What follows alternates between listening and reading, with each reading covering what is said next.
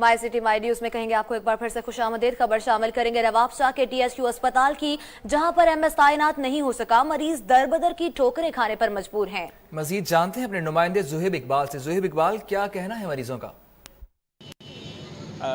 जी हाँ, बिल्कुल। जहाँ मुल्क भर में तब्दीली का दौर है, वहाँ पर सिंध में भी तब्दीली के बातें की गई।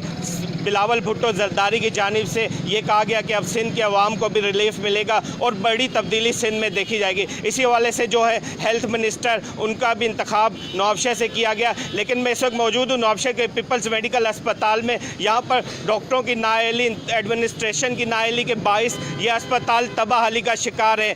यहाँ पर MS काफ़ी दिन से अपॉइंट नहीं हुआ, जिसके बाइस यहाँ पर अवाम दर बदर है। पेशेंट, मरीज़ का कोई पुरसाने हाल नहीं है। इस वक्त मेरे साथ एक बच्चे मौजूद है। ये पेशेंट यहाँ पर लाए गए 8 साल, लेकिन इन्हें डॉक्टर यहाँ पर एडमिट नहीं कर रहे हैं। बच्चे की सीरियस हालत है। एक्सीडेंट के बायस जब बच्चे को यहाँ पर लाया गया तो डॉक्टर उन्हें एडमिट नहीं कर रहे हैं और उन्हें बैंडेज वगैरह करके जवाब दे दिया गया है, जिसके बायस बच्चे के वालिदैन इंतहाई परेशान है। इस वक्त हमारे साथ बच्चे की वालदा मौजूद है। आइए इनसे जानते हैं। जी, क्या बताएंगी आप? भजनी, यहाँ पे कुछ भी नहीं है, कुछ भी नहीं है।